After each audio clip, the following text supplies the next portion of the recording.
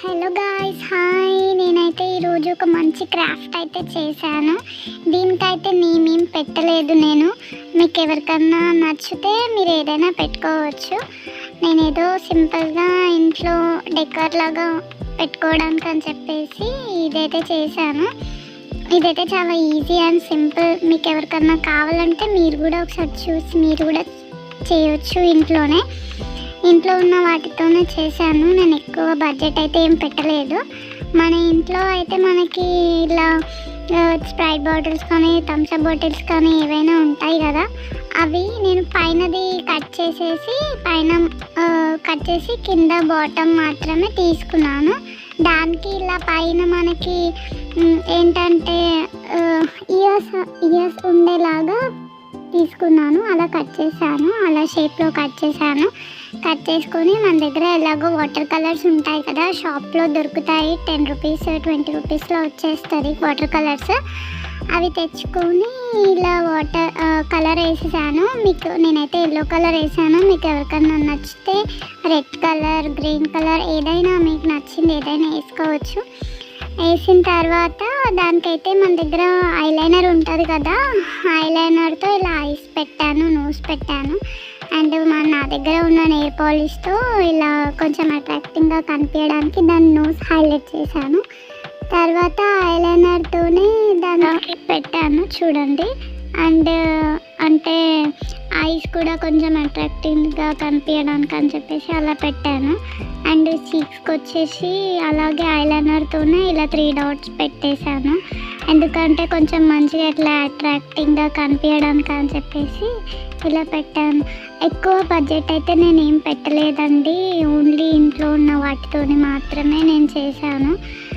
ఎందుకు అంటే నేను ఇప్పుడే ఫస్ట్ ఒక క్రాఫ్ట్ చేద్దామని అనుకున్నాను. అది ఎలా వస్తుందో ట్రై చేద్దామని వీడియో అయితే తీస్తున్నాను.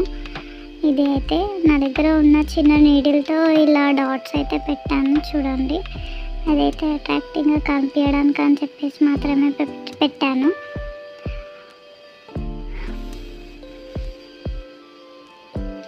అలాగే మనకి క్యాట్కి ఆల్రెడీ ఇలా కనిపిస్తాయి కదా అండి, ఇలా హెయిర్ లాగా, అది కూడా పెట్టాను. అది సేమ్ ఐలైనర్తోనే పెట్టాను చూడండి. ఐలైనర్తోనే సేమ్ దాంతో ఇలా సింపుల్గా ఇలా 3 లైన్స్ పెట్టాను.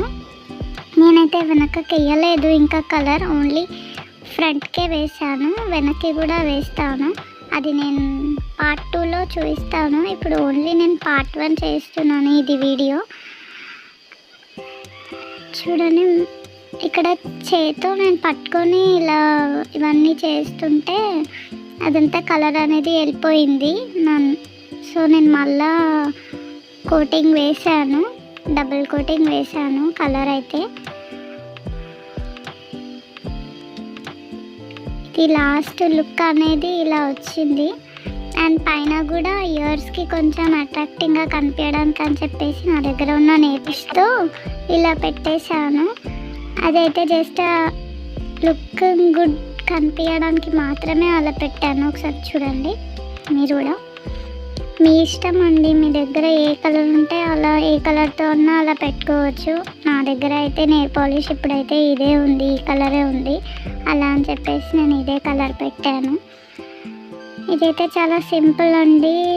ఇది చేసిన తర్వాత మీరు ఏదైనా పెట్టుకోవచ్చు అండి ఇందులో, యాజ్ ఏ పెన్సిల్ బాక్స్గా కానీ. అయితే ప్లాంట్స్ కూడా గ్రో చేసుకోవచ్చు. చిన్నవి ప్లాంట్స్ ఉంటాయి కదా, కొత్తిమీర కానీ పుదీనా కానీ, అవి కూడా గ్రో అవుతాయి ఇందులో. అలా కూడా యూజ్ అవుతుంది ఇది. ఎవరికైనా సరే క్రాఫ్ట్స్ చేసుకోవడం కష్టంగా అలా అనిపిస్తుంది, కానీ ఇలా సింపుల్గా కూడా క్రాఫ్ట్ చేసుకోవచ్చు. మీకు ఎవరికైనా నచ్చితే మీరు కూడా ఒకసారి ట్రై చేయండి. పార్ట్ 2 కోసం వెయిట్ చేయండి.